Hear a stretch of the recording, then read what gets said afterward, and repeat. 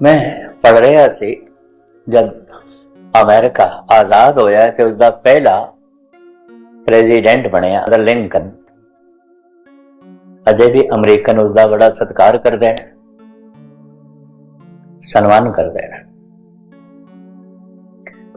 कहते parliament house जा रहा सी, अपनी बग्गी ते बैठे होया, उदों कारां नहीं सन।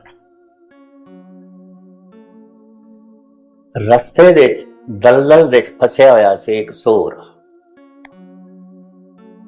रथवाई नूं आख्या रोक रथ। बग्गी रोकी उसने। आप उतरिया, दलदल विचों सूर नूं कढिया तो कुदरती कपड़े खराब हो गए, हाथ पैर खराब हो गए। दया अंदर इतनी सी, कोचवान नूं नहीं आख्या, बग्गी चलाने वाले नूं नहीं आख्या तू कढ़। क्यों? बग्गी चलाना इसका काम है, दलदल विच जाके सूअर नूं कढ़ना इसका काम नहीं है। इस वास्ते इसकी नौकरी नहीं है। इसकी नौकरी है बग्गी चलाना, घोड़ियां की देख रेख करनी, दलदल विचों सूर कढ़ण दी नहीं है। यानी इतनी बारीक बिरती दा मनुख आप उतरे है। सूर नूं कढ़िया, सूर भज गया एकदम जो दलदल चो निकले। उसे लिबड़ी हुई हालत विच पार्लीमेंट पहुंचा, भावें बाहर उसने मुंह हाथ धो लिया, जितना कुछ सफा कर सकता सी कपड़ियां नूं कीता, पर फिर भी लिबड़िया होया सी पहुंचिया। जब हालात का पता चलिया कुछ एहलकारां नूं, एमपीज़ नूं, उन्होंने आख्या तुसीं ये क्यों खेचल की थी? आ जाना सी, किसी ने हुक्म कर देना सी। मेरे इत्थे आउण तक वो ते चीखदा रहना सी, वो दुखी रहना सी, मेरे मन ते बोझ सी, बड़ा भारी बोझ सी। और उस बोझल हालत विच मैं पार्लीमेंट विच काम नहीं कर सकता सी। कृत विच ऐसे पुरख दे दया उदों प्रगट होंदी है जिथे लोड़ पै जाए। किधरे दया की लोड़ सूर नूं भी पै सकती है, कुत्ते नूं भी पै सकती है। यह भी मैं अर्ज कर दिया। किधरे मनुख नूं पै सकती है, बच्चे नूं पै सकती है। एक महापुरुष दे अंदर, दयालु दे अंदर दया हर वक्त चलती है। कृत विच उदों प्रगट होंदी है जिथे लोड़ पै जाए। एक चोर दे अंदर चोरी हर वक्त चलती है। कृत विच उत्थे प्रगट होंदी है जिथे उसनूं मौका मिल जाए, मौका मिल जाए। एक कातल दे अंदर कतल हर वक्त चलता है, हर वक्त चलता है, बिरती हर वक्त चलती है। कृत विच उदों प्रगट होंदी है जिथे उसनूं मौका मिल जाए। तो महाराज जी कहते ने ये तीजा लक्षण है कि दया उसके अंदर हर वक्त चलती, हर वक्त चलती है। किसी वक्त भी वो कठोर नहीं। मुहस्सन फानी ने 10 गुरुआं का इतिहास लिखा है और दबस्ताने मज़ाहिब एक किताब है। ये गुरु गोबिंद सिंह जी महाराज का समकाली होया है, इस तरह कहते हैं। क्योंकि कुछ गुरु नानक के हालात भी लिखे ने, 5वें पातशाह की शहीदी का भी जिक्र किया है, 6वें पातशाह का जिक्र किया है, 10वें का जिक्र किया है। इस किताब का नाम है दबस्ताने मज़ाहिब, फारसी विच है, पर्शियन विच। 6वें पातशाह का लिखता है एक प्रसंग। कहंदे खां पालिया ते सतगुर ने सी वड्डा, ते सतगुर ने कीता सी, पर सतगुरां दा ही दुश्मन बन गया, मुखालफ हो गया। दुश्मनां दी फौज जा रले। शाहजहां दी फौज जा रले और सतगुर दे नाल लड़ाई करने वास्ते आ गए।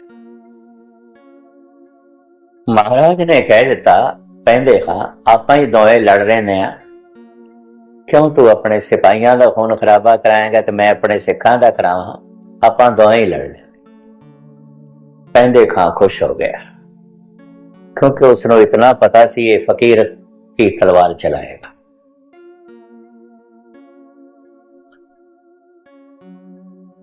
कहंदे हां, कहंदे ठीक है। ਆਏ ਮੈਦਾਨ ਦੇ ਵਿੱਚ, ਪੈਂਦੇ ਹਾਂ ਕਹਿੰਦੇ ਤੁਸੀਂ ਵਾਰ ਕਰੋ।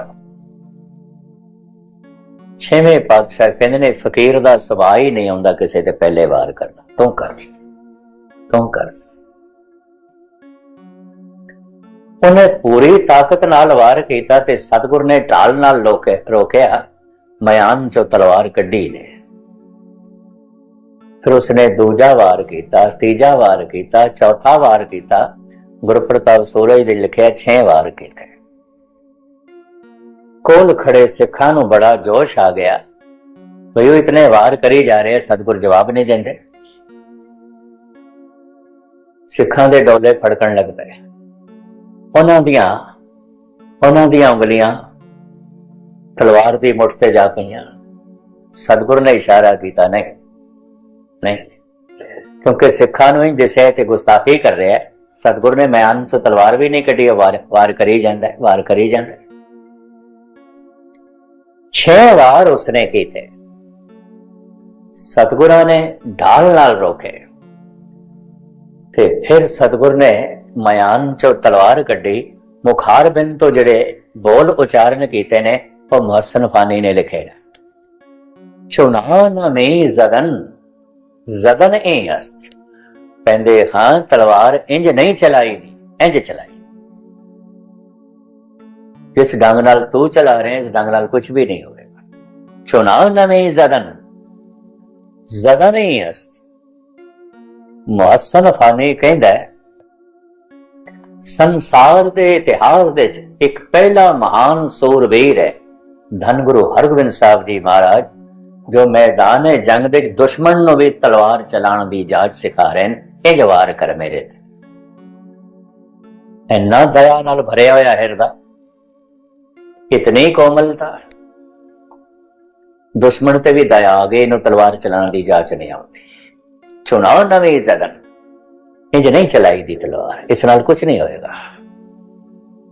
ਮੁਹੱਸਨ ਫਾਨੀ ਦੰਗ ਰਹਿ ਗਿਆ।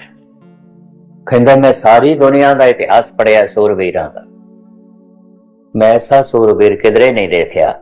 ਵਾਕਈ ਹੀ ਤੂੰ ਸਿਰਫ ਸੂਰਬੀਰ ਦੇਖੇ ਹੋਣਗੇ, ਕਿਸੇ ਅਵਤਾਰੀ ਪੁਰਸ਼ ਦੀ ਦਇਆ ਨਹੀਂ ਦੇਖੀ ਹੋਵੇਗੀ, ਕਿਸੇ ਗੁਰੂ ਪੈਗੰਬਰ ਦੀ ਦਇਆ ਨਹੀਂ ਦੇਖੀ ਹੋਵੇਗੀ। ਉਹ ਜਦ ਤਲਵਾਰ ਚਲਾਉਂਦਾ ਤੇ ਅਤਿਅੰਤ ਮਜਬੂਰੀ ਦੇ ਵਿੱਚ, ਜੈਸੇ ਧੰਨ ਗੁਰੂ ਗੋਬਿੰਦ ਸਿੰਘ ਜੀ ਮਹਾਰਾਜ ਜ਼ਫਰਨਾਮੇ ਵਿੱਚ ਔਰੰਗਜ਼ੇਬ ਨੂੰ ਲਿਖਦੇ ਨੇ, ਬਾਲਾ ਚਾਰ ਗਈ ਦਰਮਿਆ ਆਮਦ, ਮੈਂ ਤੇ ਮਜਬੂਰ ਹੋ ਕੇ ਤਲਵਾਰ ਚੁੱਕੀ ਹੈ। ਬਾਲਾ ਚਾਰ ਗਈ ਦਰਮਿਆ ਆਮਦਮ ਬਤਦਬੀਰੋ ਤੀਰੋ ਤੁਫੰਗ ਆਮਦ, ਮੈਂ ਮਜਬੂਰ ਹੋ ਕੇ ਬੰਦੂਕ ਚੁੱਕੀ ਹੈ, ਮੈਂ ਲਾਚਾਰ ਹੋ ਕੇ ਤੀਰ ਕਮਾਨ ਚੁੱਕੇ। ਮੇਰੀ ਖੁਸ਼ੀ ਨਹੀਂ ਹੈ, ਮੈਂ ਖੁਸ਼ੀ ਨਾਲ ਨਹੀਂ ਚੁੱਕੀ, ਮਜਬੂਰੀ ਨਾਲ ਚੁੱਕੀ ਹੈ। ਕੀ ਮਜਬੂਰੀ ਹੈ? ਚੁੰਕਾਰਸ ਹਵਾ ਹੀਲਤੇ ਦਰਗੋਯਸ,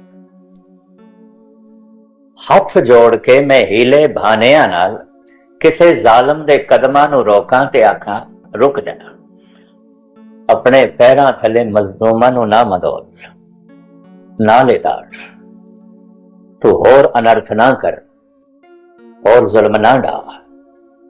ਜੇ ਹੱਥ ਜੋੜ ਕੇ ਮੈਂ ਜ਼ਾਲਮ ਦੇ ਕਦਮਾਂ ਨੂੰ ਰੋਕਾਂ ਤੇ ਜ਼ਾਲਮ ਅਗਰ ਕਦਮ ਨਾ ਰੋਕੇ तो हाथ तोड़ के उदे कदमां नू रोकना मैं अपना धर्म समझदा। चुंकारस हमा हीलते दरगुयस्त, हलाल अस्त बुरदम बशमशेर दस्त। इत्थे तलवार भी संत दी दया है, भी जालम दे पैर रोकीए ताकि मजलूम ना मारे जान, मजलूमां दी रखिया करनी, मजलूमां दी हिफाजत करनी है। कईयां दी ते दया भी कठोरता होंदी है, कईयां दी तलवार दी वार दे च भी दया होंदी, ਇਹ ਵੀ ਮੈਚ ਕਰਦੇ, ਉਹਦੇ ਚ ਵੀ ਦਇਆ ਡੁੱਲ ਡੁੱਲ ਕੇ ਪੈਂਦੀ ਹੈ। ਤਾਂ ਮਹਾਰਾਜ ਕਹਿੰਦੇ ਜੋ ਪੂਰਨ ਪੁਰਖ ਹੈ ਉਹਦੇ ਅੰਦਰ ਹਰ ਵਕਤ ਦਇਆ ਚਲਦੀ ਹੈ, ਹਰ ਵਕਤ ਦਇਆ ਚਲਦੀ। ਚੌਥਾ ਲਕਸ਼ਣ ਭੋਜਨੰ ਗੋਪਾਲ ਕੀਰਤਨੰ ਅਲਿਪ ਮਾਇਆ ਜਲ ਕਮਲ ਰਹਿ। ਇਹ ਪੰਕਤੀ ਥੋੜਾ ਜਿਹਾ ਸਮਾਂ ਮੰਗਦੀ ਹੈ, 2-4 ਮਿੰਟ ਮੈਂ ਆਪ ਜੀ ਦੇ ਲਵਾਂ। ਭੋਜਨੰ ਗੋਪਾਲ ਕੀਰਤਨੰ ਅਲਿਪ ਮਾਇਆ ਜਲ ਕਮਲ ਰਹਿਤ। ਪੂਰਨ ਪੁਰਖ ਦਾ ਭੋਜਨ ਹੁੰਦਾ ਹੈ ਗੋਪਾਲ ਦਾ ਕੀਰਤਨ, ਉਹਦੀ ਕੀਰਤੀ ਗਾਇਨ, ਉਹਦਾ ਨਾਮ ਜਪਣਾ। प्रभु की उस्तति करना, उहदे गुण गाना, यही उसका भोजन है। ਇਹਦੇ ਨਾਲ पेट भर जाता है, ਇਹਦੇ ਨਾਲ शरीर ਦੀਆਂ ਲੋੜਾਂ ਦੀ ਪੂਰਤੀ ਹੋ ਜਾਂਦੀ है। भोजन जो आखे ਹੁਣ बड़े ध्यान ਨਾਲ सुनना। ਅੱਜ ਦੇ ਮਨੋਵਿਗਿਆਨਕ ऐसा ਕਹਿਣ ਲੱਗ ਪਏ ਨੇ, ਬੇਚੈਨ ਬੰਦਾ, ਪਰੇਸ਼ਾਨ ਬੰਦਾ, ਦੁਖੀ ਬੰਦਾ ਬਹੁਤ ਖਾਂਦਾ ਹੈ, चिंतातुर बंदा बहुत खांदा है। क्यों? अंदर उसनों खालीपन लगता है। खाली इनू भरन वास्ते हर आधे घंटे बाद, घंटे बाद कुछ ना कुछ खाई जाएगा। अंदर खला महसूस हो, अंदर खालीपन महसूस हो। वो खालीपन है ते मन दा, पर हुण मन नूं भरन दी ते इहदे कोल जाच कोई नहीं। पेट दे च पाई जाता है तरह तरह की चीज। भुख ते कोई नहीं पर बेचैनी है, भुख ते कोई नहीं पर परेशानी है। इतनी भुख नहीं लगती शरीर, भुख ते नहीं है पर मानसिक दुख है। इस वास्ते अज दे मनोविज्ञानक इस गल नूं मनन लग पए ने, दुखी मनुख बहुत खांदा है। मैं पिछले दिनी अमेरिका विच आंकड़े पढ़े, 70% अमेरिकन ओवरवेट ने। जितना वेट होना चाहिए उस तो दुगना है कईयां दा। और यह भी मैं पढ़ के हैरान होया, 80% अमेरिकन आहारक रोग दे बीमार ने, खाने पीने तो बीमार ने, हॉस्पिटल भरे पे आहारक रोगी। लोड़ भी नहीं, ऐ खाई जा रहे हैं, ओ खाई जा रहे हैं, ओ खाई जा रहे हैं, ओ खाई जा रहे हैं। इस तो फिर मनोविज्ञानक कहते हैं मानसिक तल ते जितना अमेरिका बेचैन ते परेशान है और कोई मुल्क नहीं है। जैसे जैसे तन दियां लोड़ां दी पूर्ति हो जाती है ना, मन बड़े भयंकर रूप दे सामने आ जाता। तन पदार्थ मंगदा है, मन परमात्मा मंगदा है। तन नूं धन चाहिए, मन नूं धर्म चाहिए। तन नूं भोजन चाहिए, मन नूं भजन चाहिए। तो भजन ते है कोई, बंदगी ते है कोई। तो मानसिक संताप, बेचैनी रोज रोज वधदी जा रही है। ऐसा दुखी मनुख फिर बहुत खांदा है। सारी दुनिया इस तरह होया है, संपन्न मनुख ज्यादा खाण लग पैंदे।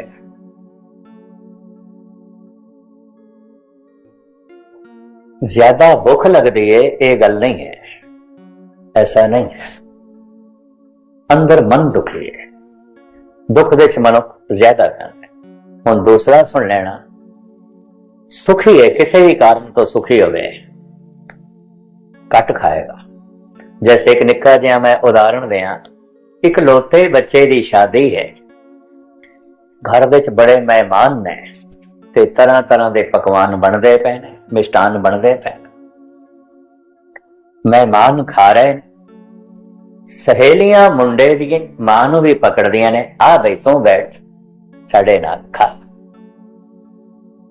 पर उहदे ते पैर जमीन ते ही नहीं टिकदे, खुशी नाल भरे होए। कहंदी मैनूं भुख नहीं, तुसीं खा, तुसीं खा। क्यों? मन खुशी नाल भरे। खुशी विच भुख घट जाती है, बहुत भुख घट जाती है। ये भी महर्ज करते हैं। समाधि लीन मनुख जे 15-15 दिन तक समाधि दे च रह के भुख उन्हां दी समाधि नूं भंग नहीं करदी, तो भुख नहीं आउंदी। वो जिहड़ा आनंद है नाम जपण दा, वो भुख नूं मारी रखदा है। बहुत कुछ मनुख खावे, अंदर चिंतातुर होवे, कमजोर होवेगा।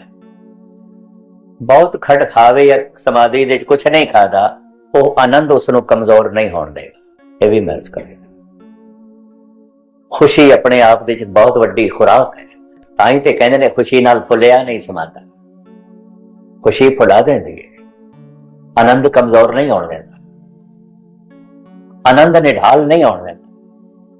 आनंद अपने आप की ताकत बनाई रखता है, सदा बनाई रखता। आनंद में मनुख कतई कमजोर नहीं होवे। इस वास्ते जब पढ़ते हैं फलाना 15 दिन समाधि च रहा, 20 दिन समाधि च रहा, तो सुक्के लकड़ी हो जाना चाहिए? नहीं, कोई फर्क नहीं। महारस ਮਹਾ ਆਨੰਦ ਨੇ ਅੰਦਰ ਤਾਕਤ ਬਣਾਈ ਰੱਖੀ, ਸ਼ਕਤੀ ਬਣਾਈ ਰੱਖੀ। ਇਹ ਤੇ ਮੈਂ ਇੱਕ ਬਾਹਰ ਦਾ ਉਦਾਹਰਣ ਤੁਹਾਨੂੰ ਦਿੱਤਾ ਹੈ। ਇੱਕ ਵਿਆਹ ਬੱਚੇ ਦਾ, ਤੇ ਖੁਸ਼ੀ ਨਾਲ ਮਾਂ ਫੁੱਲੇ ਹੀ ਨਹੀਂ ਸਮਾਉਂਦੀ, ਉਹਨੂੰ ਭੁੱਖ ਨਹੀਂ ਲੱਗਦੀ ਖੁਸ਼ੀ ਕਰਕੇ। ਔਰ ਇਹ ਕਮਜ਼ੋਰ ਵੀ ਨਹੀਂ ਆਉਂਦੀ, ਖੁਸ਼ੀ ਚ ਨੱਚੀ ਫਿਰਦੀ ਹੈ। ਖੁਸ਼ੀ ਤਾਕਤ ਦੇ ਦਿੰਦੀ ਹੈ। ਗੁਰੂ ਅਰਜਨ ਦੇਵ ਜੀ ਮਹਾਰਾਜ ਕਹਿੰਦੇ ਨੇ, ਬਹੁਤ ਕੁਝ ਖਾਵੇ, ਬਹੁਤ ਕੁਝ ਖਾਵੇ, ਅੰਦਰ ਦੁੱਖ ਹੋਵੇ, ਹੱਡੀਆਂ ਦਾ ਢਾਂਚਾ ਹੋ ਜਾਏਗਾ। ਇਹਦੇ ਉੱਤੇ ਸਤਿਗੁਰਾਂ ਨੇ ਇੱਕ ਬੜਾ ਸੁੰਦਰ ਉਦਾਹਰਣ ਦਿੱਤਾ ਹੈ। ਅਜਾ ਭੋਗੰਤੇ ਕੰਦ ਮੂਲੰ ਬਸੰਤੇ ਸਮੀਪ ਕੇ ਹਰੇ, ਸੰਸਕ੍ਰਿਤੀ ਸ਼ਲੋਕ।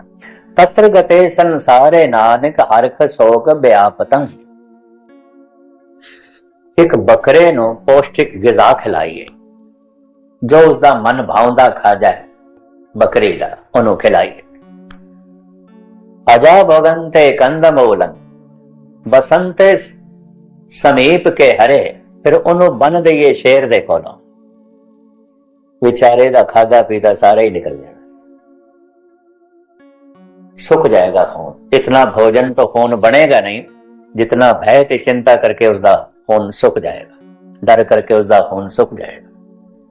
अगा भुगंते कंद मूलंग बसंते समीप के हरे, तत्र गते संसारे नानक हरक सोग व्यापतंग। महाराज कहते ने यही गति संसार दी है, भावें कितने बंदे को पदार्थ होवन, चिंता इसनों प्रफुल्लित नहीं होने देती।